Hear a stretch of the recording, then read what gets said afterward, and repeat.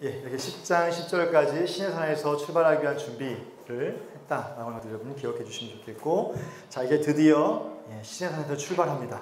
그래서 바란 광야로 이제 이스라엘 백성들이 행군하기 시작해요. 자 보니까 앞에 얘기했던 것처럼 그들 임의로 떠나는 것이 아니라 구름이 그 증거의 성막에서 떠올랐다는 거죠.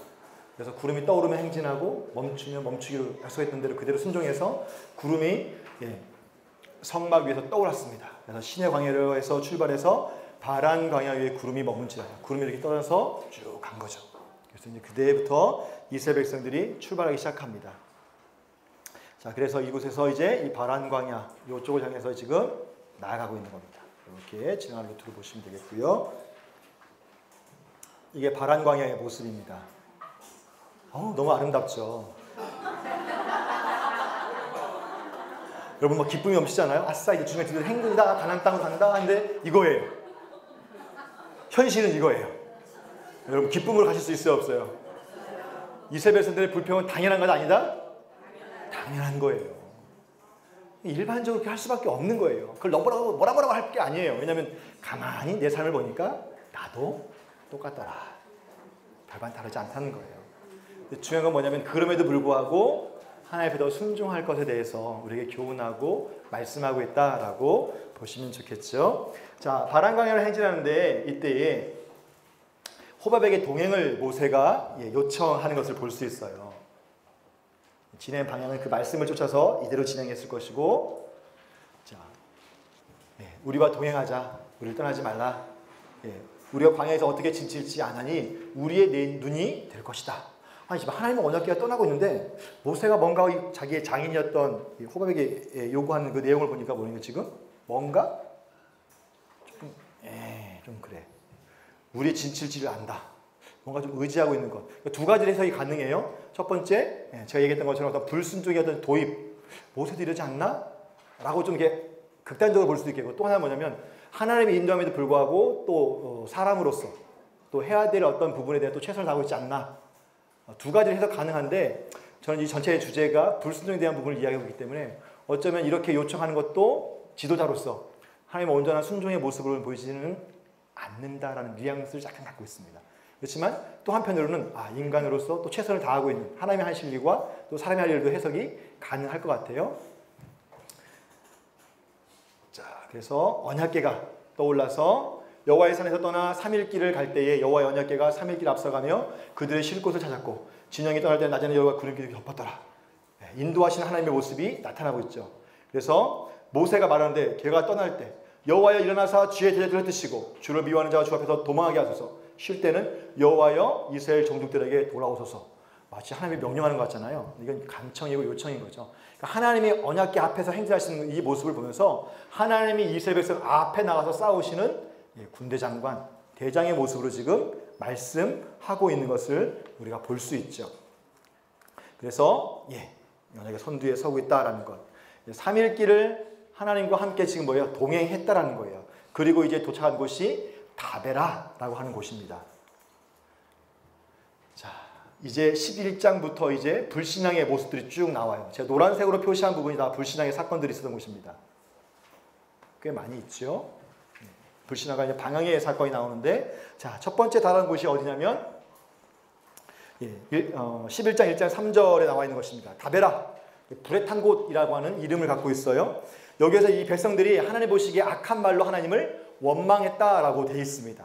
하나님께서 어떻게 했냐면 들으시고 진노하셔서 진영 끝에서부터 뭐예요? 불을 붙여가지고 진영 끝을 살라버렸다라고 이야기했어요. 모세가 어떻게 했냐면 기도했습니다. 그랬더니 불이 멈췄다. 그리고 하나님께서 뭐예요? 그곳의 이름을 다베라라 했다. 이게 반복되는 패턴이에요. 어떤 불순종의 사건이 있습니다. 하나님께서 심판하세요. 불이든 죽든 연병이 돌든 질병이 돌게 하든. 자, 그럼 모세가 중보해요. 때로는 아론이 중보합니다. 그럼 그 기도를 들으시고 진노를 멈추세요. 그리고 그 지역의 이름을 말해요. 다베라, 기브론 핫다와, 불에 탄 곳, 탐욕의 무덤. 자, 이게 갖고 있는 의미가 뭘까요? 우리가 좋은 걸로 이야기할 땐 추억의 장소예요. 저와 아내가 처음 교제를 하기 시작했던 곳이 한 기도원입니다. 이렇게 말하면 기도 열심히 하신다고 봅니다. 그건 아니고 저희가 이제 대학생 DTS 때 간사로서 만났거든요. 아내는 대구, 저는 대전. 춘천 세 지역이 연합을 했는데 충청에 있는 옥천에 있는 그 침례교수양관에서 했어요. 거기에 저희가 이제 함께 만나서 소위 말하면 이제 주님을 봐야 되는데 눈이 맞았죠.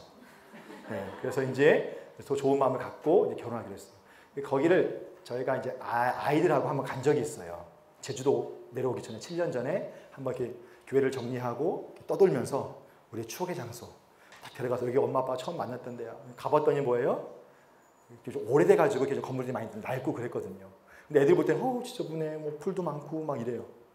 근데 저와 아내 입장에서 뭘까요? 네, 추억의 장소예요. 근데 여러분 예를 들어서 저와 아내가 싸운 곳이 있어요. 처음 싸운 곳, 계룡산. 아내는 걷는 걸 정말 싫어합니다. 저는 걷는 걸 너무 좋아해요. 산책하고 숲 보고 이거 봐봐 나무들 너무 좋지 않아? 그거 너무 좋지 않아? 이러면 아내는 교제할 때는 그랬어요. 좋네, 좋네. 그럼 제가 눈치를 챘어야 되는데 정말 좋아하는 줄 알고 산으로 끌고 다녔어요. 대구에서 눈을 잘 못 봤다 하길래 계룡산에 눈이 많이 쌓여있나? 한번 눈길 걷자. 아내는 차에 내려서 눈 한번 만져보고 들어가면 되는데 눈길을 걷자. 발 빠져가면서 그 엄동설안에. 그래서 나중에는 막 불평불평하면서 싸웠어요. 또 저는 칼국수를 좋아합니다. 면 종류를 되게 좋아해요. 교제할 때 늘 데려갔던 데가 어디냐면 대전에 유명한 칼국수집. 맛집 투어 막 해가지고. 아내는 정말 싫어해요, 면을. 아내는 고기만 좋아해요. 저는 주구장창. 그래서 칼국수 먹다 싸운 곳이 있어요. 이름은 얘기하지 않겠습니다. 자, 거기 뭐냐면 뭔가 싸움, 안 좋은 장소죠. 근데 지금 이 불순종의 장소로서 계속 다베라, 그 다음에 기브로 핫다와 이것은 뭐냐면 이스라엘 백성들에게 순종의 모델이 되는 곳이에요. 이해가 안 되십니까? 자, 지금 여기서 돌았어요. 뒤에도 이야기하겠지만 38년 징계받고 이 지역을 막 뺑뺑이 돕니다. 그렇죠? 그러면 1년 뒤에 와보니까 여기가 이름, 여기 어디에요 아빠? 여기 다베라야. 다베라 뜻이 뭐예요? 불에 탄 곳이지. 이름이 왜 이렇게 줬대요? 여기 우리가 출애굽에 나왔을 때 바람광에 행진하자마자 여기서 원망했거든. 그래서 하나님께서 불 내려가지고 탄 곳이야. 그래서 불에 탄 곳이야. 여기 어디 있을 텐데? 불순종하면 된다 안 된다? 안 된다. 좀 더 갔어요. 기브로 핫다와 하네? 여기 어디예요? 기브로 핫다와. 왜 이름이 탐욕의 무덤이에요? 여기는 있잖니 우리가 욕심부리다가 뭐예요? 불순종의 장소를 계속 뺑뺑이 돌고 기억하게 해가지고 왜 다시는 불순종하지 않도록 안전장치를 한 거예요. 그러니까 이걸 원독자들은 뭐냐면 이미 그들이 어렸을 때 다 걸었던 데예요. 그리고 어쩌면 계속 돌아설 수 있어요. 제가 하나님이라면 한번 당해봐라는 표현이 좀 그렇고 기억해봐라.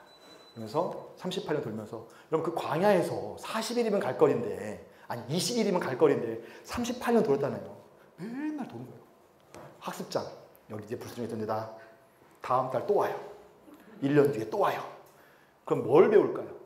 출애굽 1세들 불순종의 세대들은 내가 죄가 크다. 니들은 그러지 마라. 나 때문에 못 들어갔는데 니들은 그러지 마라. 이 세대들은 그래 우리는 이렇게 하지 말아야지. 그런 교육의 장소가 되지 않았을까. 순종을 배우는 광야 학교예요. 자, 그게 이제 11장 1절부터 3절까지 나왔던 다베라. 그 뒤를 이어서 기브로 핫다와 4절부터 11장 35절까지의 사건입니다. 자, 여기 보게 되면 이스라엘 백성들이 탐욕을 품었어요. 원망이 뭐냐면 우리도 고기를 줘서 좀 먹게 해줬으면 좋겠습니다 라고 얘기했어요. 애굽에 있을 때는 값없이 생선도 먹고 오이도 먹고 부추도 먹고 파도 먹고 마늘도 먹고 기억이 좋았는데 없네 뭐 이래가지고요. 만나 외에는 보이는 게 없다라고 그래요. 아주 숭악한 것들이죠. 만나를 매일 공급하시는 하나님이 계시잖아요. 이 광야 아까 바람 광야 거기에서. 근데 그 은혜를 생각 못하고 이제 질린 거예요.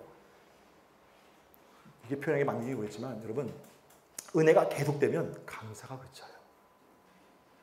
혹시 여러분의 삶은 그렇지 않습니까? 가만히 제 삶을 보면요. 제가 처음 예수님 인격적으로 만나고 구원의 그 감격이 있을 때가 있어요. 그때는 정말 이루 말할 수 없는 제 고3 때거든요. 교회에서 제발 공부 좀 해라. 부흥회 오지 말라. 고3들은 오지 마라 했는데 저만 참석했어요. 새벽부터 주장창. 목사님이 걱정해. 제가 시험 잘못 봐가지고 대학을 못 가면 어떡할까. 막 걱정했는데 열심히 참석했어요. 근데 은혜 받았죠. 그때 인격적으로 만나고 너무 좋았어요. 그때는 막 나무들이 막 노래하는 것 같고 제가 새벽에 버스가 없으니까 거기를 집에서부터 갔는데 한 30분 거리 된 것 같아요. 거기 제가 달려갔어요. 왜? 무서우니까. 가로등이 있지만 골목길은 무서워서 이렇게 이렇게 뛰어가기도 하는데, 근데 뛰어가기 무서운 게 아니라 나중에는 기쁨이 됐어요. 찬양하면서 막 뛰었는데 너무 기쁘고 그 감격이 있단 말이죠. 구원받는 게 너무 좋았어요. 와, 예수님 나 정말 이게.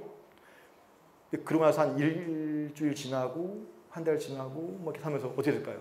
그 구원의 감격이 사라지고 교회 문제가 보이기 시작하는 거예요. 이건 그렇고 학생부가 왜 이거 선생님한테 막 따지고.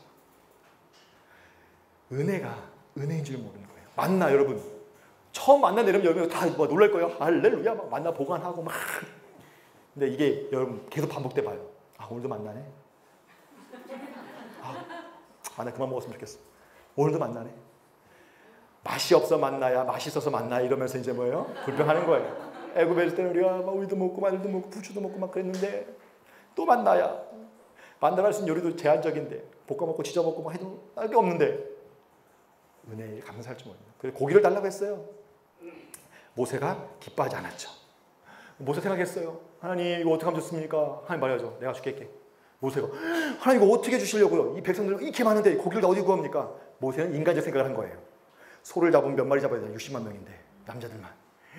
우리가 갖고 있는 거 다 잡아도 안 될 것 같은데 하나님께서 뭐예요? 은혜를 베푸셨다. 그래서 하나님께서 어떻게 했습니까? 메추라기를 내주셨어요. 근데 하나님께서 보시게 되어지면 17절에 보게 되어지면 내가 강림하여 너와 말하고 너희 임한 그의 영을 너희 그들에게도 내가 임하게 하리니 너와 함께한 백성의 짐을 내가 담당하고 혼자 담당하지 않겠다. 내일 고기 먹기를 기다려라. 그래서 19절 20절에 보게 되면 냄새도 싫어하기까지 내가 한 달 동안 먹게 하겠다. 여러분 만나에 질려서 고기 달라고 하니까 하나님께서 지금 뭐 하시는 거예요? 한 달 동안 먹게 하겠대요. 냄새도 싫어할 만큼. 아침 점심 저녁 맨날 고기예요. 첫날은 할렐루야지만 둘째 날부터 뭐예요? 질리는 거죠. 고기 냄새. 아 오늘도 고기야. 이게 뭡니까? 하나님의 축복을 축복으로 인정하지 않으니까 저주로 바뀌게 되는 거예요. 자, 그래서 이스라엘 백성들이 이해할 때 하나님께서 말씀하시죠. 야, 여호와의 손이 짧냐? 내가 능력이 없냐? 이것도 왜 날 못 믿는 거야? 그래가지고 어떻게 했습니까? 강림하셔가지고 메추라기를 쫙 내려주셔요. 그래가지고 보니까 하루길 되는 지면을 2규빗, 1규빗이 47.25거든요. 물론 팔이 좀 긴 사람은 50cm도 쳐요. 저는 팔이 좀 길거든요. 50cm로 치면 2규빗이면 1m예요. 하루길 거리 지면을 메추라기로 1m 쌓아놨어요. 하나님. 할렐루야. 야 주님이 우리의 기도를 들으셨다. 고기 먹자. 그래서 막 했어요. 그런데 그 뒤에 보니까 하나님이 갑자기 어떻게 합니까? 진노하셔가지고 큰 재앙을 백성들을 확 쳐버려요. 왠지 아세요? 32절 보세요. 32절 보면 이스라엘 백성들이 적게 거둔 자도 10호멜, 다시 말하면 2200리터예요. 엄청난 양이죠. 축복이에요. 근데 이것을 자기들을 위하여 진영 사면에 펴두었다라고 얘기해요. 이게 뭐가 잘못이지? 여러분 진영 사면에 펴두었다는 얘기는 뭘까요? 말린다는 거예요. 육포 만드는 거예요. 첫 번째 뭐가 있냐면 하나님의 공급하심에 대한 불신인 거예요. 야, 또 언제 내릴지 몰라. 지금 만들어 놓자. 고기 먹고 싶을 때 우리 저장해서 먹도록. 또 하나는 뭐냐면 레위기법의 위반이에요. 여러분 진영 사변에 펼쳐놨어요. 광야에 여러분 물이 많을까요? 적을까요? 적죠. 그럼 메추라기를 잡아요. 털 뽑고 내장 갈라내고. 그럼 그 다 어디가 있을까요? 물론 진영 바깥에 한적한 곳에 가가지고 했다 쳐요. 그 가지고 와서 어디에 지금 펼쳐놨어요? 진, 사면. 다시 말하면 텐트잖아요. 텐트 위에 지금 널어놓은 거예요. 말리려고. 그럼 거기에 뭐가 묻어 있어요? 피가 묻어 있죠. 그러니까 이 백성은 이건 저도 참 하나님께서 어떻게 한 거예요 지금? 피해에 대한 규력에서 부정했어요. 또 하나님에 대한 불신이에요. 부정해요. 그러니까 어떻게 됩니까? 부정한 이스라엘 백성들을 제거하기 위해서 지금 재앙이 내린 거예요. 탐욕의 무덤이었던 다베라에서는 진영 끝을 불사람을 통해서 이 죄, 아마 원망의 말이 진영 끝쪽에서 나온 것 같아요. 그쪽을 일부 제거한 거죠. 지금도 마찬가지로 하나님께서 뭐예요? 이스라엘 백성들 하니까 하나님께서 재앙을 내리셨어요. 물론 모세가 중보해서 그것을 막았죠. 그래서 이름을 짓기로는 뭐예요? 욕심을 낸 백성들 거기에 장사했다. 그래서 탐욕의 무덤이라고 불렀어요. 아마 다 한 것 같지만 어떤 사람이 먼저 욕심을 내가지고 먼저 이렇게 널어놓기 시작했던 것 같아요. 그 사람들을 아마 죽였던 것을 볼 수 있습니다. 자, 보세요. 언약 체결하기 전까지 동일하게 만화의 쓴물이 있었고요. 만나와 메추라기 출애굽 16장에 공급해 줬어요. 물론 메추라기는 맨날 공급한 건 아니에요. 만나는 매일이지만 그때그때 한 공급해 주셨습니다. 자, 여기도 보게 되어지면 원망했어요. 네? 불사르고 심히 큰 재앙을 내렸어요. 아니, 언약을 체결하기 전과 언약 체결 후고 똑같이 불평하고 불만했는데 여기는 불사르고 큰 재앙을 내렸어. 뭔 차이가 있을까요? 중요한 건 뭡니까? 언약 체결이라는 거예요. 다시 말하면 결혼을 비유해 볼 거예요. 제 아내가 저를 만나기 전에 다른 남자 만나고 개차 빠져 사는 거 중요하지 않아요? 물론 중요할 수는 있어요. 중요할 수는 있죠. 그렇지만 제가 그걸 다 알아요. 제 아내가 막 정말 막 불금이라고 해가지고 기도원에 가는 게 아니라 불나는 클럽 가고 완전 만나고 막 거의 막 밤에 비는 장미처럼 살았어요. 근데 그거 제가 다 알고도 그냥 제가 살아가기로 결정하고 결혼했어요. 자, 결혼한 다음에 제가 요구하는 게 있겠죠. 결혼했으니까 이제 내 신부니까 옛날 것 좀 안 했으면 좋겠어. 그리고 내가 원하는 거 그냥 아침에 따순밥 하나 같이 먹자. 그리고 좀 뭐 이렇게 하면서 우리 알콩달콩 살자. 그게 언약이잖아요. 그게 레위기법이잖아요. 근데 그 체결 후에 뭐예요? 또 바람나기 시작하네. 습관 못 버리고 가서 뭐예요? 클럽 가고 만나고 흥청마저 쓰고. 그럼 어떻게 되는 거예요? 하지마 뭐예요? 빠! 지금 그거예요. 언약 맺기 전에는 하나님께서 다 하셨어요. 근데 언약 맺은 후에는 이제 내 백성인데 내 거룩함을 드러내야 되는데, 그러니까 이 현숙한 아내는 결국 남편의 위상을 높이는 거예요. 하나님의 언약궤에서 이스라엘 백성이 광야에서 하나님과 함께함을 통해서 정결하고 구별되어지고 거룩한 그 법을 지켰다고 한다면, 하나님 매일매일 공부하신 만나에 감사했다고 한다면 하나님께서 주시지 않으셨겠냐는 거예요. 필요를 다 아시는데 결국 이 모습이 나온다. 자, 그리고 이제 12장에 가게 되어지면 죄송합니다. 미리암과 이제 아론의 비방 사건이 또 나오고 있는 것들을 볼 수 있어요. 자, 이거 전에 정탐 전이니까요. 자, 12장에 하면 미리암과 아론이 비방. 여기도 뭡니까? 불순종하는 거예요. 자, 이유는 뭐냐면 모세가 구스 여인을 취했다는 거예요. 야, 어떻게 이방 여인을 구스 취하냐라고 하지만 그 내면을 보면 뭐예요? 나도 지도자 하고 싶다라고 하는 것들이 그 안에 담겨져 있는 것들을 볼 수 있습니다. 하나님의 권위에 도전하는 거죠. 그때 모세가 어떻게 했습니까? 침묵했죠. 하나님께서 뭐라고 말씀하시면 이 사람 모세는 그 온유함이 지면에 뭐라고 했습니까? 모든 사람보다 더하다라고 하나님께서 인정해요. 하나님은 중심을 보시는 분이니까. 그래서 결국 어떻게 했습니까? 미리암이 답해요. 모세의 중보를 통해서 낫고 용서하는 일이 있었어요. 그렇지만 어떻게 됩니까? 그 미리암이 낫기 전까지 이 진이 행진하지 못하고 머물러 있는 결과가 초래되어져요. 그러니까 한 사람의 불정함을 통해서 백성 전체가 움직이지 못하는 이 사건을 여전히 보여주고 있는 거예요. 그러니까 우리 안에는요, 이 미리암과 아론과 같은 시기하는 마음이 있을 수 있어요. 저 사람만 더 이뻐하는 것 같고, 아니 저만 하는 것 같고, 인정에 대한 욕구도 우리 안에 있을 수 있다라고 하는 거죠. 그럼에도 불구하고 권위에 대한 우리의 도전, 이것들은 하나님에 대한 도전이라고 성경은 말씀하고 있습니다. 하나님이 세운 권위자, 그 사람이 잘하고 못하고를 우리가 판결하는 거 아니에요. 그것은 하나님께서 하실 일이다라는 것들을 우리가 다시 한번 이 안에서 볼 수 있죠. 특별히 하나님의 군대로서 행진할 때는 군대에 규율이 있다는 거예요. 자, 그 다음에 이제 13장에 보게 되어지면 뭐가 나옵니까? 가나안 정탐과 불신앙의 모습이 13장, 14장에 나와요. 이제 헤브론에 나가시고 이제 쭉 올라가는 그 이제 장면들이 쭉 나오고 있는 것들을 볼 수 있어요. 자, 그래서 이제 그 땅이 어떠한지를 보고 와라. 거민은 어떠한지, 그 땅은 어떠한지. 그래서 거민이 강하냐, 약하냐, 많은지, 적은지, 그 땅이 좋은지, 나쁜지, 성읍이 진영인지, 서성읍인지, 토지가 비옥한지, 메마른지, 나무가 과실을 맺는지 없는지. 가져오라고 명령을 보내세요. 그러면 하나님께서 말씀하시죠. 담대하라. 왜? 쫄 거 아시고 미리 경고하신 거예요. 담대하고 그 땅의 실과를 가져와라. 담대하라는 말은 뭘까요? 그 땅에 어떤 현실, 안악자손가 있는 그 거인이 있는 그 현실을 보지 말고 뭐예요? 믿음의 눈을 보고 와라.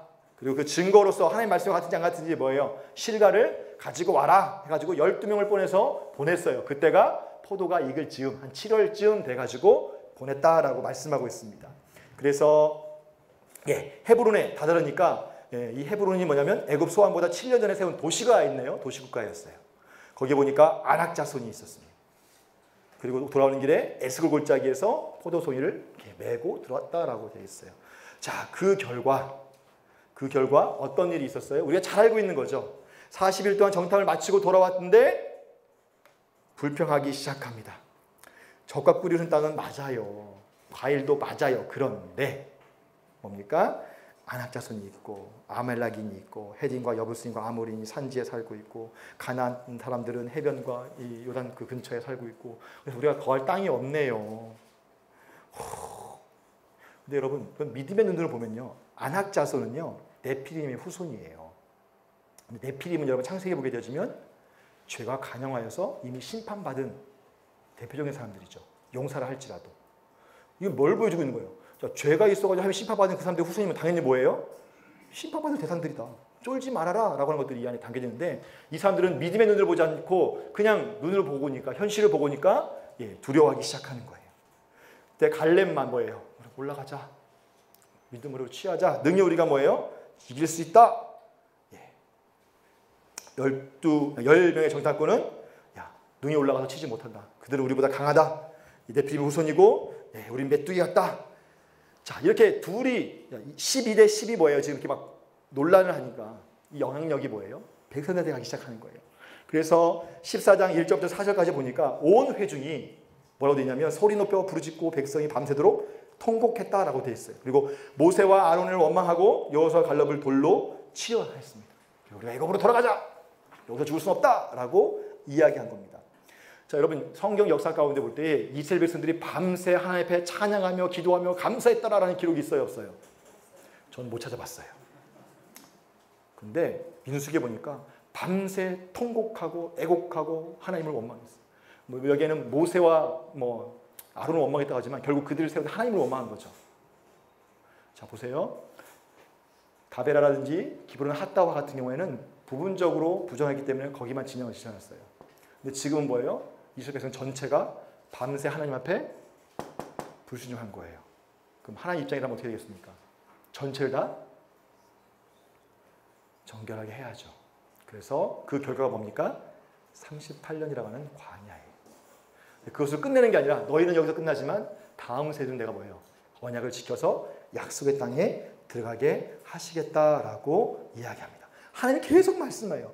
너희들이 나를 언제까지 멸시할 거냐? 너희들이 언제까지 나에게 순종하지 않을 거냐? 왜 나를 믿지 않느냐? 하면서 전염병을 확 돌려가지고 일단 그 앞에 있는 사람들을 다 죽게 하고 그 다음에 그 징계로서 이제 38년, 40년의 그 죄악을 담당하게 해서 엄밀히 이야기하면 40년이 아니라 38년이죠. 이미 출애굽이 2년 지났으니까 38년을 광야에서 보내게 하는 거예요. 그 사건이 20장까지 이제 기록입니다.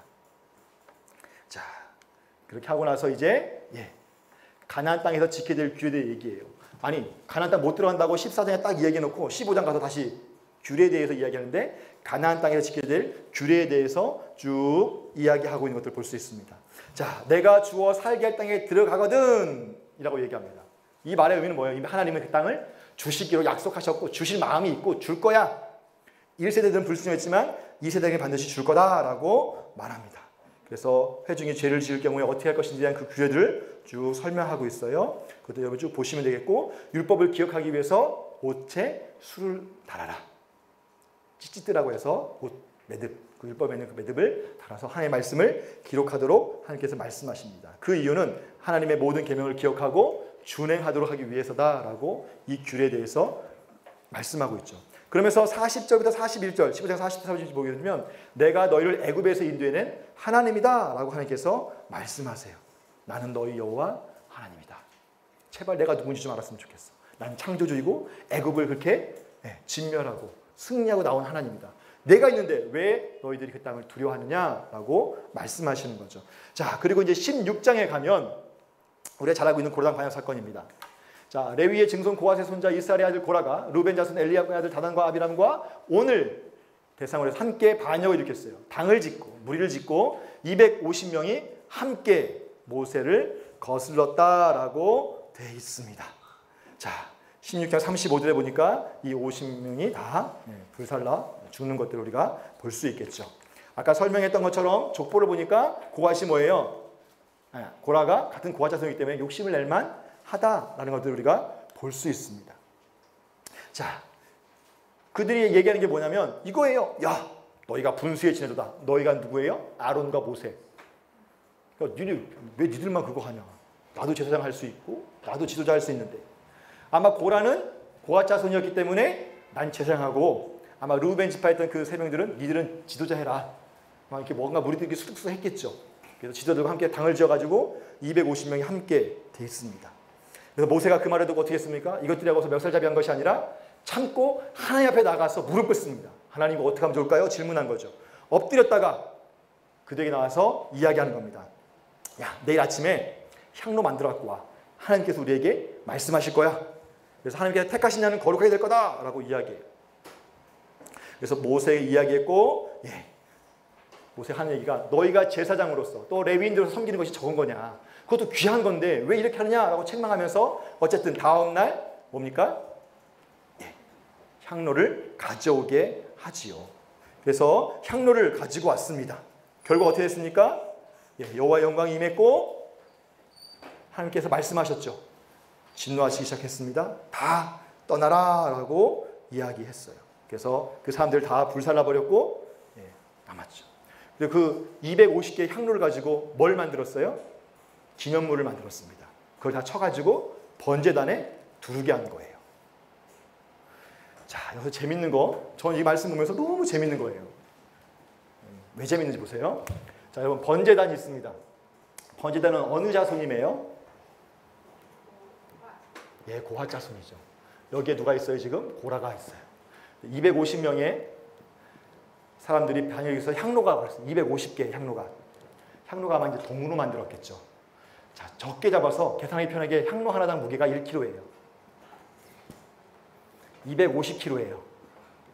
기본 번제되는 무게가 있겠죠. 정확히 얼마인지 성경에 나와 있지 않아요. 근데 꽤 무거웠을 거예요. 왜냐하면 높이가 1m, 2m 정방향으로 되어 있으니까. 여기다 250kg를 더해서 지금 더 칠했어요. 따닥따닥. 자, 그러면 이거 다음에 누가 매겨요? 고라 자손. 고라 여기 자손들 있겠죠. 매면서 무슨 얘기할까요? 아, 고래 그 나쁜 놈. 지 혼자 하지. 왜 반역을 일으켜가지고 우리 더 무겁게 한 거야? 이건 제 묵상이에요. 너무 재밌는 거예요. 이게 기념물이에요. 이 번제단 볼 때마다, 자, 번제단이 여러분 놓였습니다. 하나님의 성막이 있어요. 자, 동쪽에 문이 있고, 자, 번제단 와서 이스라엘에서 제사 지내요. 근데 처음 보니까 모양새가 뭐예요? 쳐서 발랐으니까. 표현이 좀 과격하죠? 붙였다는 거예요. 모양이 이쁠까요? 안 이쁠까요? 안 이쁘죠. 아니, 번제단 모양 왜 저래? 그때마다 뭘 가르쳐 주는 거예요? 옛날 고라가 있잖니. 당 지어가지고 반역했다가 쫄딱 망하고, 야, 고앗 자손들 엄청 힘들어서 메고 다닐 때마다 볼까요? 안 볼까요? 이스라엘 백성들이 보는 거예요. 이게 뭘 삼는 거예요? 기념이에요. 불순종하면 안 된다. 아까 다베라라든지 기브로 핫다와라는 지명 이름 자체도 그렇게 짓는 것도 뭐예요? 기념이에요. 뒤에 보게 되어지면 또 뭐가 나옵니까? 지팡이 나오죠. 그것도 기념이에요. 자, 이렇게 고랑 사건이 있었고, 그 다음에 17장 가면 아론의 쌍난 지팡이가 다시 한번 나오게 되어지죠.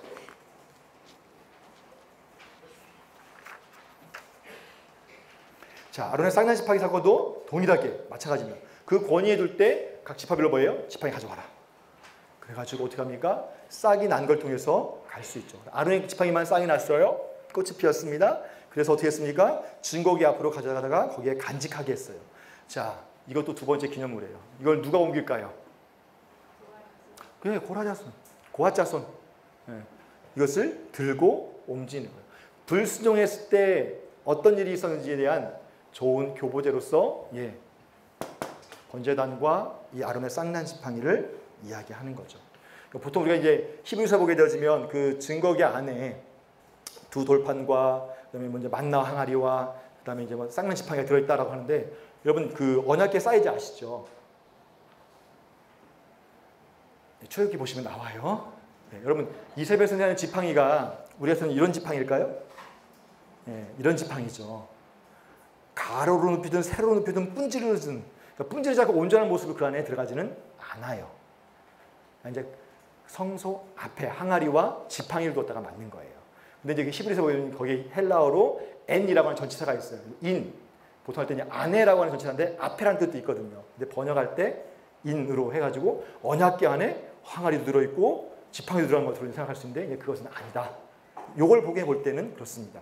여호와 앞에 두도록 되어 있다는 거예요. 언약궤 앞에, 성소 앞에 두어서 옮길 때 그걸 뭐예요? 들고 가서 그것을 기념하게 하는 것들을 볼 수 있죠. 자, 계속해서 이런 불순종 사건들이 있게 되어지지요. 자, 그리고 나서 제사장과 레위 족속의 직무와 분기에 대해서 다시 한번 언급합니다. 이제 까불지 마라. 18장에. 그리고 19장에 보면 이제 정결케 하는 법이 나와요. 자, 19장 여러분 성경을 보시면 정결케 하는 법이 나오는데 정결케 하는 물을 제조하게 합니다. 그래서 온전히 흠이 없고 멍에를 매지 않은 붉은 암송아지를 갖고 와가지고 잡게 하고 그 피를 찍어서 회막을 향해 7번 뿌리게 한 다음에 우슬초를 막 한 다음에 어쨌든 뭐예요? 그걸 가지고 죄를 가지고 뭡니까? 정결한 의식을 치르도록 해요. 시체를 마시지 나오는 사람들은 뭐냐면 그거 와서 이제 뿌리도록 한다는 겁니다. 왜 이렇게 하나님께서 말씀하셨을까요? 자, 부정을 씻게 하는 불공 안송아지 잿물을 만들게 하거든요. 자, 60만 명이 38년 광야에서 뺑뺑이 돌면, 자, 계산해 볼게요. 자, 60만. 자, 나누기. 자, 38년이에요. 40년, 40년. 곱하기 이 하루는 365. 자, 계산이 슉. 나눠보면 하루에 몇 명 쉬고요? 평균 200명 이상. 많이 죽으면, 그러니까 심판, 뭐 재앙 내리면 뭐예요? 수없이 죽는 거예요. 그럼 그 사체는 어떻게 할 거예요? 슬슬 처리해야 될 거 아니에요. 방치할 수는 없으니까. 그럼 뭐예요? 사체를 만지면 부정하게 되는 거예요. 그때마다 뭐예요? 물도 없는데 막 뭐하니까 이 정결하게 하는 물을 만들어서 부정을 씻게 하나님께서 배려했다라는 것들을 우리가 볼 수 있겠죠. 그러니까 이게 다 보면 우리는 이게 그래? 하지만 원도자 입장에서 보자면 이미 그들이 다 그들을 거쳤다라는 것들을 볼 수 있죠. 근데 이 정결하게 물은 마치 히브리서 9장에 보게 되어지면 예수 그리스도의 보혈이 바로 이 정결하게 물로 우리가 예표한다라고 볼 수 있을 것 같습니다. 히브리서 9장 10절에서 14절 말씀을 보시면 영원하신 성령으로 말미암아 흠없는 자기를 하나님께 드린 그리스도의 피가 어찌 너희 양심을 죽은 자의 행실 깨끗하게 하고 살아계신 하나님을 섬기지 못하게 하겠느냐. 예수의 피가 우리의 모든 것을 정결하게 한다라고 말씀하고 있는 것들을 우리가 볼 수 있습니다. 자, 그리고 나서 20장 이렇게 하면 반역 사건이 있고 나서는요 이제 출애굽 1세대는 여기서 끝나요. 증거가 뭐냐? 20장에 넘어가면 미리암이 죽고 아론이 죽어요. 자, 미리암과 아론은 출애굽 1세대들의 대표적인 지도자입니다. 그럼 이제 뭐예요? 세대 교체가 일어나고 있구나. 그럼 38년은 뭐예요? 사라진 거예요. 그러니까 지금 민수기의 중요한 포인트는 38년 동안 광야를 어떻게 뺑뺑이 돌았냐 이게 중요한 게 아니라 불순종해서 가나안 땅에 못 들어가고 38년 돌았다. 그걸 얘기하고 싶은 거예요. 자, 그리고 나서 이제 출애굽 이태들이 준비되어집니다. 자, 그리고 나서 그들도 초반에 위태위태합니다. 신광야 가데스 바네아 무리바라는 곳에 도착했어요. 그랬더니 또 이렇게 다툼이 일어나기 시작하죠. 우리와 죽었더라면 저 할 것. 왜? 물이 없어가지고. 38년 광야 생활이 생략됐지만 어떤 패턴인지 좀 아시겠죠? 시작부터 끝까지 다 불평, 불만. 주로 누구들? 1세대들. 모세가 엄청 힘들었을 거야. 이제 모세가 나타나가지고 반석을 향해서 명해라! 그럼 물을 낼 것이다. 근데 모세가 어떻게 했어요? 반석을 2번 돌로 쳤어. 2번 탁 쳤어요. 근데 결국 어떻게 했습니까? 하나님 믿지 않고 이사야서에서 목전에 하나님의 거룩함을 나타내지 아니했다. 그래가지고 가나안 땅에 못 들어갈 거다. 여러분, 모세 입장이라면 여러분 어떻게 했습니까? 짜증나고 미치고 한자고 펄쩍 뛰고 하나님 이거 너무하신 거 아니냐고. 내가 그 뺑이 치면서 여기까지 왔는데 내가 그게 참아가면서 여기까지 왔는데 마지막 40년 지나서 그 끝자락에도 지금 이 사람들 변함이 없어서 내가 정말 하나님의 그 분노를 가지고 내가 명할 수 있는데 2번 세게 다니고 이렇게 톡톡 건드렸는데 하나님 그거 가지고 이렇게 하시면 너무하신 거 아니에요? 라고 할 수 있는데 모세는 그런 말도 없었어요. 자기의 잘못을 그대로 순종한 거죠. 그래서 그 심판을 온전히 받아들여요. 느보산에서 예루살렘 바라보면서 느보산에 보면 전방에 딱 보인다고 합니다. 한 29km밖에 안 돼서 산이 높아가지고요. 요단 동편에 딱 보면 이스라엘이 옆에서 보면 이렇게 돼 있거든요. 그러니까 이쪽 요단 동편에서 쫙 보면 이게 다 보이는 거예요. 산이. 그거 보면서 들어가고 싶은데 못 들어가고. 들어가고 싶은데 못 들어가면서 준 법이 뭐예요? 신명기예요. 그러니까 그 마음으로 보시면 신명기 보고요. 나는 못 들어가지만 니들은 거기 들어가서 똑바로 살아라.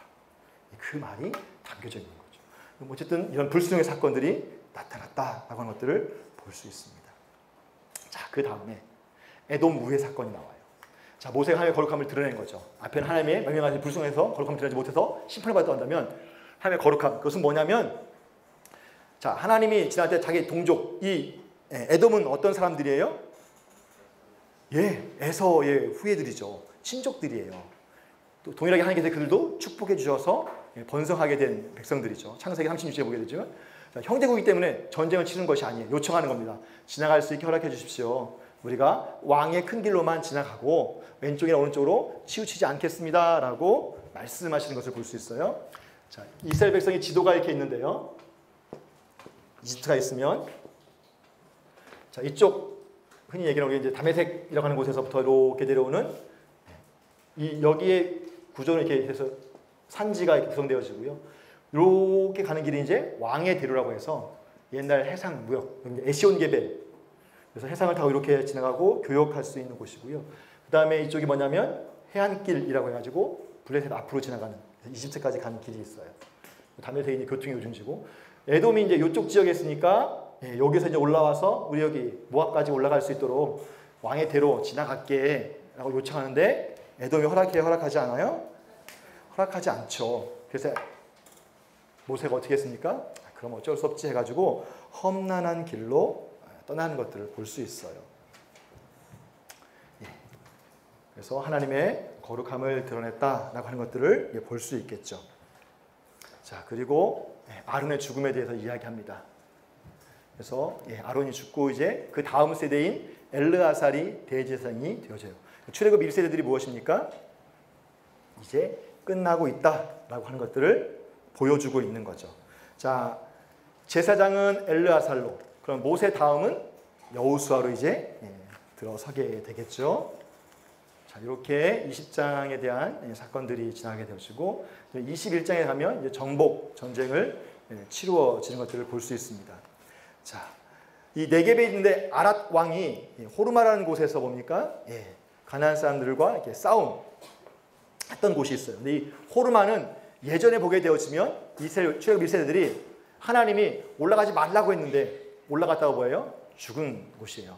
그러니까 14장에 보여지면 정탐을 하고 와가지고 그럼 니들 다 죽여버릴 거야.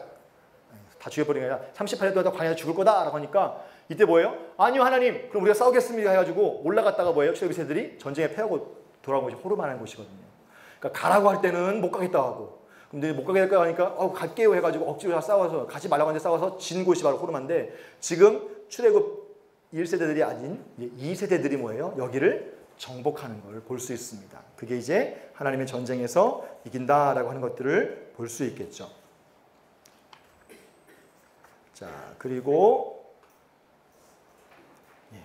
죄송합니다. 앞으로 좀 넘길게요. 자, 그것이 이제 요 정복전쟁 21장의 사건이고요. 자, 그 다음에 또 이제 불뱀 사건이 나온 것도 있습니다. 자, 이 호르산을 출발해가지고 또 가는데 에돔 땅을 아까 왕의 대로로 딱 통과했으면 좋은데 거절해가지고 모세가 어떻게 했어요? 또 돌아갔어요. 길이 좀 험해요. 이스라엘 백성들 어떻게 했습니까? 불평했지요. 그래서 하나님께서 어떻게 했습니까? 불뱀 보내가지고 물어버렸어요. 모세가 중보합니다. 하나님 돌이키셨죠. 불뱀 만들어가지고 보면 살고 안 보면 죽는다. 근데 뭐예요? 여전히 이스라엘 백성들이 뭐예요? 안 본 사람도 있겠죠. 거기서 요구하는 것은 순종이라고 하는 것들을 또 우리가 볼 수 있습니다. 자, 그리고 나서 21절부터 26절을 보면 이제 아모리 왕 시온과 싸워서 이 전쟁 가운데 이기는 것들을 볼 수 있어요. 아모리 왕은 창세기에 보게 되어지면 진멸해야 될 가나안 7족속 가운데 하나입니다. 이 전쟁 가운데 하나님께서 이제 점령하게 하고 그 다음에 이어서 바산왕 옥을 또 점령하는 것을 볼 수 있습니다. 그래서 그 땅을 다 진멸해서 점령시킨 것을 볼 수 있죠. 자, 그리고 이제 22장에 와서는 이제 모압 앞까지 이제 온 거예요. 그래서 그 땅에 이제 진을 치고 딱 있는 것 우리가 볼 수 있겠죠. 자, 모압 평지에서 이제 진을 치고 있는데 우리가 잘 알고 있는 것처럼 발람과 발락이 발람을 청해 가지고 저주하도록 이야기합니다. 자, 저주했는데 저주가 어떻게 돼요? 다 복으로 바뀌는 것들을 볼 수 있죠. 이 사건을 통해서 보여준 건 뭐냐면 하나님의 백성은 그 어떤 것도 칠 수 없다. 하나님 허락 없이는. 하나님의 백성은 하나님이 보호한다라고 하는 것들을 볼 수 있어요. 이걸 통해서 하나님의 선택을 보여주고요. 그 다음에 25장에 보게 되었으면 이 발람이 꾀를 내가지고 모압 여인과 이스라엘 백성들이 이렇게 시므이 족속이죠. 이렇게 간음하거나 행한 일들, 바알보올 사건을 일으키게 합니다. 전쟁에 패하니까 꾀를 내가지고 우리 집에 와라 초청한 거예요. 왜? 모압 지역에 있으니까 이스라엘 백성을 초청해가지고 그 안에서 어떻게 합니까? 음란한 일을 행하기 시작한 거예요.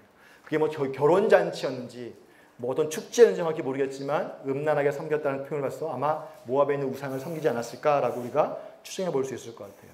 자, 그걸로 인해서 어떻게 됩니까? 시딤에 머물렀을 때 이들이 바알볼의 가담함을 통해서 하나님의 진노가 임했는데 어떻게 됐어요? 모세가 그거에 대해서 어찌어찌 해가지고 뭐예요? 중보에 돌이키고 있었습니다. 근데 그때 이 시므이 지파의 한 사람이 여인을 데리고 자기의 텐트 안으로 들어가는 거예요. 그거를 비느하스가 본 거죠. 그래서 비느하스가 여호와의 질투하심을 가지고 어떻게 했습니까? 뛰어 들어가서 그들을 창끝으로 쫙 꿰어버렸죠.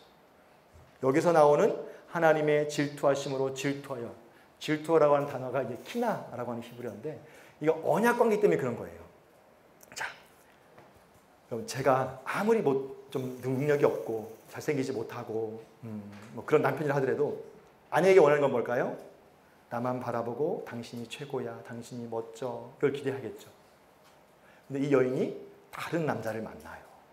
근데 나보다 잘났으면 좀 덜, 나보다 키도 더 작고 나보다 배도 더 많이 나오고 나보다 눈도 더 찢어지고 말도 빠르게 못하고 성품도 개차반이고 그런데 그 남자가 좋다고 쫓아다녀요. 야, 그때 마음 어떨까요? 일단 외도한 것만으로도 마음이 어려운데 비교해보니까 더 못난 걸 쫓아가고 있는 거예요. 그럼 어떻게 해요? 화가 딱 일어나죠. 그래서 막 이게 질투잖아요. 그러니까 내가 사랑하는 사람이 나만 봤으면 좋겠는데 다른 사람을 사랑하고 있을 때 질투. 하나님이 이스라엘 백성을 사랑할 때 그런 거예요. 너희들은 나의 언약 백성으로 나만 바라봤으면 좋겠는데 지금 바알볼 사건 우상숭배 가담한 거예요. 다른 남자 만난 거예요. 그래서 하나님께서 그 질투하심을 위해서 질투한다라고 이야기하는 거죠. 이 열심을 내었기 때문에 하나님께서 무엇입니까? 평화의 언약을 이 비느하스에게 허락한 것을 우리가 살펴볼 수 있죠. 그리고 미디안들을 다 대적해서 쳐라, 진멸해라 라고 이야기해요. 왜냐하면 부올의 일, 미디안 지휘관 딸 고스비의 사건을 통해서 너희들을 속였고 너희를 대적했기 때문에 다 진멸해라 라고 하나님께서 말씀하시는 걸 볼 수 있겠죠. 자, 이렇게 하고 나서 이제 26장이라서 2차 인구조사가 이루어집니다. 자, 뭘 얘기하고 싶은 거냐면 요건 1차 때예요. 요건 2차 때입니다. 숫자만 다 더해서 표를 해보니까 이렇게 되는 겁니다. 자, 어떤 지파만 지금 시므온 지파, 아마 바알보올 사건 때 많은 친족들이 이렇게 죽지 않았을까. 인구수만 여기가 좀 마이너스 되어지고요. 나머지는 거의 큰 의미가 없는 것들을 볼 수 있어요. 1차 인구조사의 어떤 목적은 전쟁을 준비하기 위한 것과 하나님 앞에 어떤 예물 드리기 위한 것이라고 한다면 2차 전쟁의 목적, 인구조사의 목적은 전쟁 준비와 또 뭐냐면 지파별로 땅을 분배하기 위한 그 목적이다라고 우리가 보시면 좋을 것 같아요. 그래서 52절에 보게 되어지면 26장 52절에 이 명수대로 땅을 나누어 주어 기업을 삼게 하라라고 얘기했어요. 그래서 계수된 수대로 각자 기업을 주되 수가 많은 자에게는 많이 주고 적은 자에게는 적게 주고 그래서 그 땅을 제비 뽑아서 나누었다라고 말씀하고 있죠. 제비를 뽑아서 나누었다. 왜 제비를 뽑게 했을까요? 임의로 나눠주면 아이고 누가 이뻐서 더 줬네, 덜 줬네, 이 땅이 좋네, 나쁘네 말이 나오니까 하나님 앞에 의탁해서 제비 뽑은 건 하나님께서 주신 것으로 이제 믿는 거죠. 제비를 뽑았더니 땅을 이렇게 나누어 가졌어요. 실제로 보게 되어지면 이 지파는 원래 없는 거죠. 나중에 이제 차지하게 되어진 것이고요. 자, 근데 문제가 발생되어졌습니다. 레위인들의 개수가 이렇게 쭉 내어지고 다 1세대들이 다 죽었다. 그 다음에 갈렙과 눈의 아들 여호수아 외에는 하나님 앞에 들어간 자가 없다라고. 그러니까 출애굽 1세대들의 죽음을 이야기하는 거죠. 그러니까 26제의 2차 인구조사가 갖고 있는 의미는 뭐냐면 하나님의 40년 광야 사실 심판이 끝났다. 이제는 뭐예요? 새롭게 하나님의 세대가 준비되어진다라고 하는 것들. 심판이 끝났다는 것은 결국 다시 정결한 상태로 온전히 회복되어졌다. 이 정결한 세대를 데리고 가나안 땅에 들어갈 거다라고 이야기해요. 자, 가나안 땅은요, 아브라함 때 보게 되어지면 그 땅을 주셨고 그때 정복하지 못하게 해요. 이유는 창세기에 보니까 아직 죄가 관영하지 않아서, 가득 차지 않아서. 그래서 그 기간 동안 하나님께서 기다리신 것 같습니다. 이렇게 돌아오도록. 근데 민수를 통해 볼 때 이제 출애굽시킨 것은 그 땅에 이제 꽉이 가득 차서 새롭게 정결하게 될 목적이 생긴 거예요. 그래서 출애굽시키시고 언약 맺고 군대로 만들어서 정탐까지 보냈는데 불순종해가지고 38년 잠깐 유보. 그 기간 가나안 사람들은 어떻게 했을까요? 죽게 돌아와야죠. 대표적인 사람이 라합이에요. 기다리면서 내가 소문을 들었다. 너희 하나님이 진짜 하나님이다. 나도 그 구원 가운데 좀 들어가다오. 그래서 라합과 그의 가족은 구원을 얻잖아요. 그랬던 사람들이 있을 겁니다. 그래서 그 땅을 진멸하도록 하기 위해서 정결함, 거룩한 이스라엘 백성들이 이제 준비되어지는 사건이 나오는 걸 볼 수 있어요. 자, 그리고 이제 27장부터 36절까지의 사건은요, 이렇게 볼 수 있습니다. 슬로보와 딸들의 기업에 대한 이야기와 슬로보와 딸들의 기업의 이야기가 나오고 그 사이에 이런 이야기들이 쭉 나와요. 사건이니까 여러분 한번 읽어보시면 무슨 내용이 다 아실 거라 생각되어져요. 자, 슬로보와 딸들이요, 기업을 요구해요. 이유는 즉슨 뭐냐면 아까 앞에서 땅 분배 다 했습니다. 각자 개수대로 지파별로 다 나눠줬어요. 근데 문제는 이 슬로보와 딸들의 아버지가 뭐예요? 죽었어요. 아들 없이 죽었어요. 딸들만 남아있는 거예요. 그래가지고 어떻게 합니까? 우리에게도 뭐예요? 기업을 달라고. 최초, 성경 최초로 뭡니까? 여성에게 기업 상속법이 제정된 거예요. 우리나라 최근에 됐거든요. 그렇죠? 2000년대 초반인가요? 90년대 말 해가지고 아들만 물려주는 거지 자녀를 주었잖아요. 믿음의 여인이에요. 그러니까 원독자들에게 있어서 뭐냐면 믿음의 여인. 지금요, 아직 모압 땅에서 가나안 땅에 넘어가지도 않았어요. 전쟁 치르고 다 끝나서 땅 분배하는 게 아니에요. 전쟁 치르기 전에 약속으로 그냥 주는 거예요. 근데 우리 아들 없다고 안 주니까 기분 나쁜 거예요. 달라고. 우리 아빠 잘못한 거 없지 않냐. 고라니 무리에 들지도 않았고 반역하지도 않았고 그냥 자연스럽게 돌아가신 건데 우리에게도 주어야 되지 않겠냐 해가지고 하나님 모세가 그 사실을 여호와께 물었어요. 하나님께서 뭐라고 얘기해요? 줘라. 그래서 규례가 만들어졌어요. 아들 없이 죽은 자가 있다. 그러면 첫 번째는 뭐예요? 제일 중요한 건 그 아들한테 가는데 아들이 없어. 그러면 그의 딸에게 가라. 그럼 아들도 없고 딸도 없어요. 그럼 어디로 가야 돼요? 가까운 형제. 형제도 없어. 그럼 뭐예요? 가장 가까운 친족 찾아봐. 그래서 그 기업에 갈 수 있도록 이 규례가 세워집니다. 아주 믿음의 여인들인 걸 볼 수 있어요. 근데 이 여인들에 대한 문제가 마지막 36장에 가면 또 나와요. 근데 이 여인들만 있으니까 뭐예요? 시집을 가잖아요. 시집을 가면 다른 지파에게 시집을 가면 이 기업이 그 지파로 넘어가니까 이 지파 입장에서는 뭐예요? 기분이 안 좋죠. 그러니까 므낫세 지파 여인이었는데 유다 지파로 시집 가면 이렇게 유다 지파로 넘어가면 안 되지 않냐? 그래서 법을 제정합니다. 다른 지파로 가지 않고 그 지파 안에서 결혼하도록. 그래서 이 기업이 다른 지파로 넘어가지 않고 그 지파에 존속되도록 해라라고 하는 규례가 마지막 36장에 나와요. 그럼 27장 36장 땅들에 대한 이야기들이 나오는데 왜 굳이 이 슬로바의 딸들의 이름을 여기다 집어넣었을까? 저자의 의도가 뭘까? 지금 이들은 가나안 땅에 들어가 땅 정복하고 이제 나누자는 게 아니에요. 정전도 시작도 안 했어요. 근데 이들의 관심은 어디에 있습니까? 지금 약속의 땅에 있는 거예요. 믿음으로 그걸 취하고 있는 거예요. 그러니까 원독자들이 본받아야 될 사람인 거예요. 그 땅은 이들한테 뭐예요? 주셨다. 주신 거니까 뭐예요? 내 거다 라고 하는 것들을 지금 이야기하는 거예요. 이 믿음을 원독자들이 담도록 이야기하고 있습니다. 27장에 가면 모세의 후계자로서 이제 여호수아를 세우는 것들을 볼 수 있어요. 여호수아에 대해 얘기할 때 그 안에 하나님의 영이 머무는 자다라고 설명하고 있죠. 그래서 모세의 뒤를 이어서 이제 이스라엘 백성들 중에서 하나님의 전쟁을 치를 대표적인 사람으로서 이 여호수아가 준비되는 거예요. 출애굽기에 보게 되지만 그가 뭡니까? 모세가 시내산에 올라왔을 때 그 회막을 떠나지 않고 수중 들었던 아주 충성스러운 사람인 것들을 우리가 알 수 있겠죠. 자, 그리고 후계자 여호수아뿐만 아니라 이제 엘르아살도 이제 제사장으로서 온전히 세워지는 것들, 다시 한번 그 권위를 인정해 주는 것들을 볼 수 있습니다. 그리고 나서 28장부터 29장까지는 여호와의 절기들에 대해서 쭉 이야기해요. 상번제와 안식일과 초하루와 유월절과 칠칠절과 29장의 나팔절, 대속제일, 장막절 또는 초막절에 대해서 쭉 이야기하죠. 그러니까 이 절기들은 이스라엘 백성들이 뭐예요? 가나안 땅에 들어가서 이제 지켜야 돼요. 여기 안에도 하나님께서 반드시 그 땅을 주시겠다라고 하는 약속의 의미가 담겨져 있다는 걸 볼 수 있어요. 7월에는 절기들이 좀 많습니다. 7월 1일은 뭐예요? 신년이기 때문에 나팔절이에요. 그러니까 우리나라 1월 1일 구정, 1월 1일 신정이고요. 구정처럼 첫 해를 얘기하는 것처럼 이스라엘 백성들에서 7월 1일은 첫 해예요. 새해. 그래서 나팔을 불어서 새해를 알리는 것, 그래서 나팔절로 지내고, 그 10일 날은 7월 10일 날은 대속제일, 7월 15일 날은 초막절로 이제 지내는 거죠. 그러니까 7월 달에는 세 개의 절기가 함께 병행되어져 있다라는 것. 특별히 초막절은 뭐예요? 이제 하나님께서 광야에서 인도한 것들에 대한 감사로 지내는 거잖아요. 그러니까 이 초막절은 가나안 땅에 들어갔지.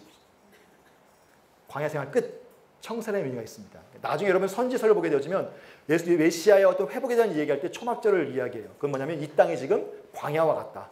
안식을 누리는 그것을 초막절 절기로, 회복의 모습으로 이야기한다.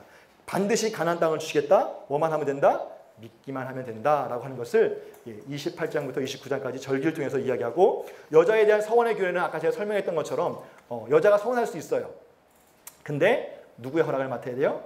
결혼하기 전이면 아빠, 결혼한 후에는 남편, 그리고 아빠와 남편이 없으면 아들. 이렇게 해서 그걸 통해서 온전한 서원을 해야 된다라고 하는 그 서원에 대한 규례가 30장에 언급되어지고, 그다음에 31장에는요 미디안과 전투에서 승리했는데 돌아오면서 그 전투 분배하는 문제가 생긴 거예요. 이 미디안과의 전쟁은 25장에 있었던 바알볼 사건에 대한 복수인 거죠. 복수라는 표현보다는 그 성취예요. 하나님께서 미디안 다 진멸해라. 그래가지고 이 출애굽 2세들이 가서 미디안을 정복하고 땅을 취할 것들을 볼 수 있습니다. 자, 전리품을 취하고 왔는데 보니까 이걸 어떻게 나눌 것인지에 대한 규례가 필요한 거예요. 왜냐하면 이제 가나안 땅 전쟁을 치르게 되면 전쟁에 나가는 사람도 있고 안 나가는 사람도 있잖아요. 그럴 경우 어떻게 할 거냐? 나간 사람들이 다 취해오면 안 나간 사람들 못 먹냐? 그래서 어떻게 얘기합니까? 나는 전리품들에 대해서 쭉 얘기하는데 반반으로 10분의 1로 똑똑히 이렇게 나누는 것들을 볼 수 있어요. 그래서 나간 사람과 나가지 않은 사람들이 온전히 이것들을 이야기할 수 있도록, 그리고 전쟁에 나간 사람들은 더 많은 헌물을 하나님 앞에 드릴 수 있도록 이야기하고 있는 것들이 이제 31장에 나오고 있고요. 32장에 넘어가면 요단강 동편에 있는 지파들, 특별히 루벤, 갓, 므낫세 지파이에요. 자, 루벤과 갓과 므낫세 반의 지파가 요청하는 거예요. 우리는 요단 건너지 않겠다. 왜? 우리 식구 너무 많고 가축이 너무 많아요. 근데 이 정복한 미디안 이 길르앗 지역 보니까 너무 땅이 비옥하고 좋더라. 그래서 우리는 이 땅을 그냥 갖겠다라고 이야기하는 겁니다. 지금 뭐예요? 온전히 정결해서 전쟁을 막 치러서 승리, 미디안 전체에 승리까지 했는데 지금 뭐예요? 우린 들어가지 않겠다. 뭔가 뭐예요 지금? 조짐이 보이기 시작하죠. 이 팀워크를 깰 수 있는 조짐이 보이는 거예요. 그때 모세가 거절합니다. 이거는 이스라엘 백성 전체를 낙심케 하는 일이다. 그럼 여호와께 악을 행하는 일이다 라고 이야기해요. 그랬더니 루벤과 갓과 므낫세 반지파가 이야기합니다. 그러면 우리가 이 자녀들이 여기 정착할 수 있는 기간을 주면 정착을 시켜놓고 우리가 전쟁을 치를 때는 뭐예요? 우리가 맨 앞에 나가서 모든 전쟁이 마치실 때까지 우리가 선두에 서겠다. 그래서 모세가 어떻게 합니까? 그러면 허락하겠다. 그래서 원수들 다 쫓아내고 복종하기까지 싸우면 다시 우리가 여기 돌아와서 정복하겠다라고 이야기합니다.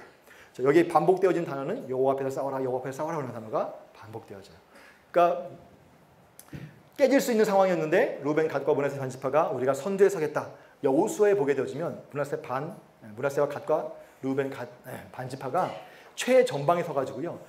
언약궤가 건너가자마자 바로 진격에 들어갑니다.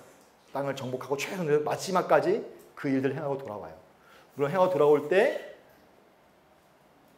길갈에서 이렇게 기념한 단 세웠다가 오해 사가지고 막 죽을 뻔했는데 다시 이제 우리도 이 여호와의 전쟁에 참여했다는 것을 우리 후손들이 알게 해주면 좋겠다. 그래가지고 이거 세운 거다. 오해하지 말아라. 우리 우상 숭배하는 거 아니다. 해가지고 좋게 여겨서 이제 돌아가는 사건이 있긴 하지만 어쨌든 이 세 지파가 두 지파 반이 이 땅에 이제 남는 그 사건, 이것도 무엇입니까? 온전하게 회복하는 것들을 볼 수 있어요. 자, 그리고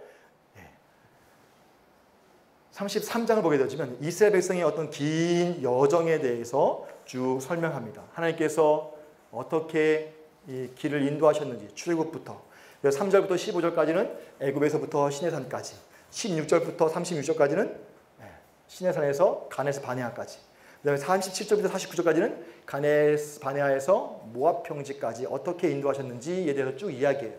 과거에 대한 회상이죠. 이걸 통해서 얘기하고 싶은 건 뭘까요? 하나님 너희들 이렇게 인도했다. 이 내용은 신명기에 가면 1장부터 4장까지 그대로 반복되어집니다. 역사적 회고라고 해서 하나님이 어떻게 그들을 인도하셨는지에 대한 부분들을 다시 한번 언급하고 하나님이 짱이다, 하나님이 최고다는 것들을 다시 한번 역사의 회고를 통해서 보여주고 있는 거죠. 그러고 나서 50절부터 56절까지는 가나안 땅에 들어가면 너희가 할 게 뭐냐? 가나안 땅에 들어가거든 하면서 조건절을 내세우기 시작합니다. 그 땅의 원주민들 다 몰아내고 우상을 다 깨트리고 산당을 다 헐고 점령하고 거주해라 라고 가나안 정복에 대한 명령을 이야기하죠. 이 명령은 지금 이 모세오경의 원독자인 출애굽 2세대들이 이제 실행해야 될 부분이에요. 자, 정복하라, 진멸하라 라고 하는 건 뭐냐면 그 땅이 지금 뭐예요? 부정하게 되어졌으니까 정결하게 해라. 진멸하는 것은 없애버린다는 거예요. 우상으로 더러워진 것, 주상으로 더러워진 것, 신상으로 더러워진 것들 다 없애버리고 오직 하나님만이 그 것의 왕인 것은 하나님 통치하시는 거룩한 제사장 나라가 될 수 있도록 그 전쟁, 여호와의 전쟁을 치러야 된다라고 하는 것을 이 여장 끝자락에 다시 한번 말씀하고 있습니다. 그리고 이제 34장에 와서는 이스라엘 백성들이 어떻게 그 땅을 받았는지 땅에 대한 경계의 모습을 이야기합니다. 이때도 동일하게 제비를 뽑죠. 그래서 제사장 엘르아살과 여호수아가 이때 이것을 감독하게 되어지고 기업을 받을 자들이 각 지파별로 한 사람씩 지휘관들이 나와가지고 제비를 뽑아가지고 땅을 분배받습니다. 앞에 보았던 그 그림대로 각 지파별로 땅을 분배받게 되어지고, 자 35장에 와서는 이제 도피성에 대한 부분을 이야기해요. 자, 레위 사람들이 거주할 성읍에 대해서 쭉 이야기합니다. 자, 12지파는요 제비를 뽑아서 땅을 분배받았습니다. 레위인들 기업이 있어요, 없어요? 없어요. 자, 성막은, 출애굽의 성막은요 가나안 땅까지 가기 전까지 뭐냐면 이동식 성전입니다. 그러면 가나안 땅에 들어가면 뭐예요? 이제 정착하시게 되어져요. 물론 그것이 예루살렘이지만 신명기나 요 안에서 보면 내가 정할 그곳, 한 그곳에 머물게 되어지면, 하나님이 정착하게 되어지면 레위인들이 필요 있을까요, 없을까요? 레위인들은 광야에서 성막 기물들을 매는 사람들이었고 옮기는 사람들이었어요. 그럼 성막에 딱 고정해서 이제 움직이지 않으면 레위인들이 할 일이 없죠. 그럼 레위인들은 어디로 가야 돼요? 예루살렘 다 모여가지고 지지고 먹고 살아야 될까요? 아니죠. 각 지파별로 흩어지니까 그 레위인들에게 뭐예요? 42개의 성읍들을 분배해 줍니다. 각 지파에 들어가서 그 성읍에서 너희가 함께 살아라. 그리고 뭐예요? 특별히 6개의 도피성, 게데스, 세겜, 헤브론에서 요단 서편과 그다음에 골란과 길르앗 라못과 베셀리아가는 요 세 지역, 요단 동편에 6개의 도피성을 만들게 해서 총 48개 성읍을 레위인들에게 주어요. 각 지파별로 들어와서 이들이 해야 될 일은 뭐냐면 주의 법도를 야곱에게, 주의 율법을 이스라엘에게 가르치며 주 앞에서 분향하고 온전한 번제를 주의 제단 위에 드리리로다 라는 이 개념처럼 이스라엘 백성들에게 뭐냐면 하나님의 말씀을 가르치고 예배하도록, 지키도록 율법을 가르치고 지키는 일들을 누가 해야 되냐면 흩어진 레위인들이 각 지파의 성읍에서 그 역할을 감당하도록 하는 거예요. 얼마나 여러분 이상적인 국가입니까? 지파별로 나눴어요. 도별로 나눈 거죠. 도 안에 있지만 그 안에 레위인들을 두어서 하나님의 말씀을 가르치고 말씀대로 살 수 있도록, 결국 뭘 유지하는 겁니까? 정결함을 유지할 수 있도록. 그리고 범죄하였다 한다면 하나님의 성수 앞으로 나아올 수 있도록 하나님께서 그런 장치를 하셨다라고 이야기할 수 있겠죠. 자, 그 다음에 이제 도피성에 대한 규례입니다. 너희 왜 도피성을 정해 부지 중에 살인하는 자를 피하게 할 것이다 라고 이야기해요. 자, 조건은 뭐냐면 부지중이에요. 그래서 복수할 자에게 도피하는 성을 삼아 살인자가 회중 앞에 서서 판결하지 받기까지 죽지 않게 하기 위해서. 하시면 부지중에 실수로 사람을 죽였어요. 의도하지 않게. 그럴 경우는 뭐예요? 무제한 피잖아요. 그럴 경우에 뭐예요? 죽이지 않고 살 수 있도록 도피성을 두었다는 겁니다. 이것은 자국인이든 타국인이든 모든 사람에게 동일하다라고 말씀하고 있는 거죠. 예를 들자면 이제 이런 모양이 될 수 있겠죠. 그것이 이제 그 길르앗 라못에 있는 도피성의 모형, 다시 복원한 그런 부분이에요. 자, 이렇게. 자, 고대 근동에서는 뭐가 있냐면 눈에는 눈, 이에는 이. 동해보호법이 있습니다. 내 아이가 죽었어요. 손에 끼쳤어요. 그럼 어떻게 돼요? 일로 와. 그럼 이게 이걸로 끝나는 게 아니라 뭐예요? 그럼 가족에 대한 또 이게 살인이 되니까 또 뭐예요? 또 복수를 해줘야 되는 거예요. 복수하면 뭐가 되는 거예요? 다 끝나는 거예요. 가문이 뭐예요? 몇 대에 거쳐서 막 피전쟁이 일어나는 거예요. 자, 그러니까 뭡니까? 예. 부지 중에 살인한 자는 피할 수 있도록 6개의 도피성이 있잖아요. 각 지파에서 하루끼리면 다 도달할 수 있는 거리랍니다. 그러니까 내가 하루만 열심히 잘 도망치면, 그렇지만 이렇게 피하면 피할 수 있는 곳. 그럼 이곳에 있는 레위인들이 뭘 해야 되냐면 들어오면 못 쫓아오도록 막는 거예요. 그리고 레위인이 다시 한번 그거에 대해서 판결할 수 있도록, 자기들끼리 판결하는 게 아니라 감정에 치우쳐서 공정하게 판결할 수 있도록 하는 거죠. 그래서 고의로 살인한 자가 있으면 뭐예요? 반드시 죽게 돼요. 그렇지만 고의가 아니라고 한다면 생명의 속전을 얻어서 다시 고의로 살인하지 않으면 생명을 보존할 수 있도록 하나님께서 말씀하셨다. 도피성의 목적은 뭐냐면 땅을 더럽히지 말라라고 하는 거예요. 피는 땅을 더럽힌다라고 표현하고 있습니다. 그러니까 땅을 의인화시켜서 말씀하고 있는 거죠. 그러니까 하나님의 거룩한 땅이 뭐예요? 이 무죄한 자의 피를 통해서 더럽혀지면 마치 아벨의 제사 가운데 그 피가 나에게 호소한다는 표현을 쓰는 것처럼 그 땅이 하나님 앞에 가서 호소하게 되죠. 그럼 하나님 뭐예요? 신원하게 되는 거잖아요. 그럼 내가 그걸 처리할 수밖에 없는 상황이 되니까 애초에 그런 일이 생기지 않도록 하나님께서 이렇게 법대로 말씀하는 거죠. 땅의 정결함을 유지하고 하나님의 인지할 수 있는 거룩한 땅이 되어질 수 있도록 하나님께서 말씀해 줄 수 있어요. 이스라엘 역사 가운데 보게 되어지면 역대기 36장에 보게 되어지면 이스라엘 백성들의 멸망에 대해서 이야기할 때 땅이 안식년을 누린 것, 땅이 어떤 토해내는 사건으로 이야기해요. 그러니까 성경에서 땅이 토해내는 사건은 뭐냐면 그 땅에 죄가 가득해서 전쟁을 통해서 진멸시키는 방법이라는 겁니다. 그런 일이 생기지 않도록 무죄한 자를 피지 않도록 이야기한다라고 이야기하고 있죠. 자, 그리고 아까 살펴봤던 것처럼 스로봇의 딸들은요 오직 땅에만 관심이 있어요. 우스갯소리로 복부인들, 영적인 복부인들, 거룩한 복부인들. 전 이런 욕심을 냈으면 좋겠습니다. 하나님이 나에게 주신 유업인데, 그 기업인데 믿음으로서 취할 수 있는 것들이 되겠죠. 그래서 거룩한 욕심을 내고 있는 이 부분에 대해서 이야기합니다. 그래서 명령은 무엇이냐면 마음대로 시집가라. 그렇지만 그 조상, 그 지파에게만 시집가도록 해라. 그래서 그 땅을 보존하도록 해라 라고 하면서 이 민수기의 이야기가 맞춰지는 걸 볼 수 있어요. 자, 민수기 1장부터 36장까지 막 바쁘게 달려왔습니다. 전반적인 여러분 스토리 아시겠죠? 자, 여기에서 강조한 얘기는 뭘까요? 순종이죠. 그것만 기억하시면 돼요. 다른 거 다 잊어도 돼요. 왜? 성경 보면 다 있으니까. 순종, 의미가 순종이다. 순종하는 것은 결국 정결함이고, 정결할 때만 뭐예요? 하나님이 함께 하시고, 하나님이 함께 하시면 뭐예요? 그 전쟁에서 승리할 수 있는 거예요. 이해되시겠죠?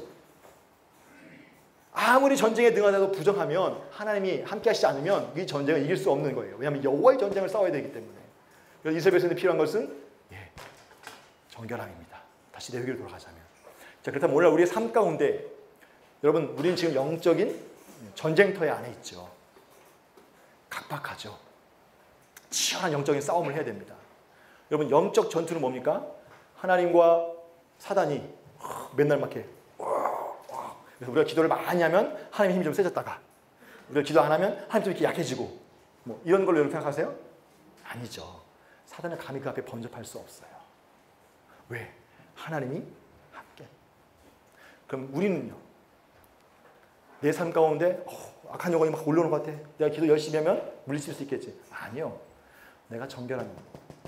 그럼 하나님 나와 함께 하십니까?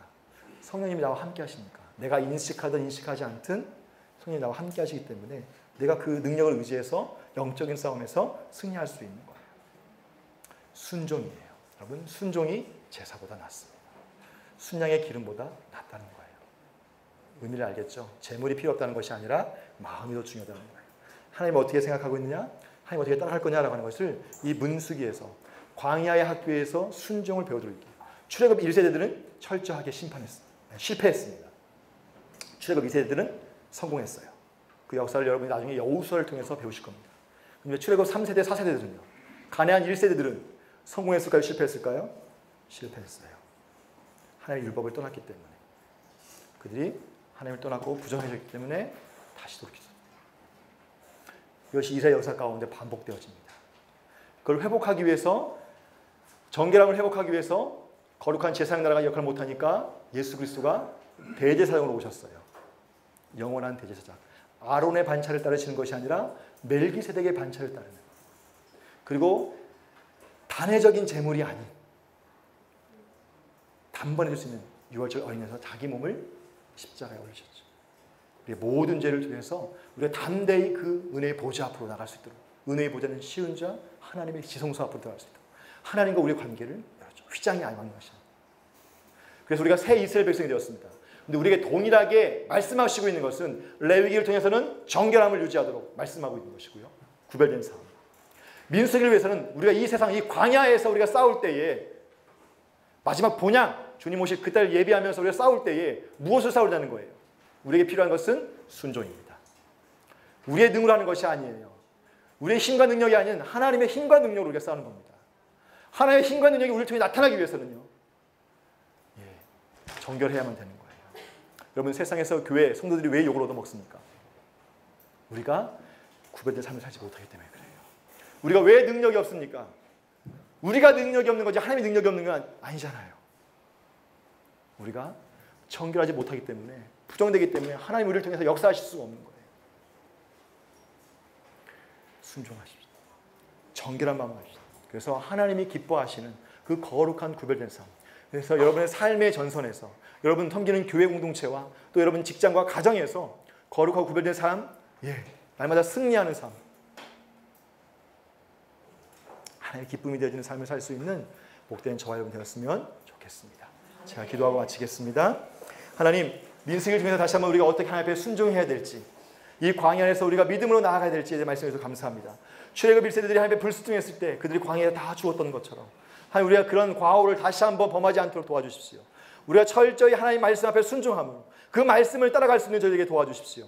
하나님의 언약궤를 따라 하나님 말씀하시면 우리가 나아가고 하나님 멈추라 하시면 멈출 수 있는 그런 순종의 삶을 살게 도와주십시오. 하나님이 세상에 있는 것을 세상의 눈으로 바라보지 않게 하시고 믿음의 눈으로 바라보게 도와주십시오. 여호수아와 갈렙에게 주셨던 그 믿음의 눈을 허락하여 주셔서 하나님 우리에게 주신 그 산지를 정복하며 하나님 앞에 올려보낼 수 있는 복된 저희들에게 허락하여 주시옵소서. 감사를 드립니다. 예수님의 이름으로 기도합니다. 아멘. 수고하셨습니다.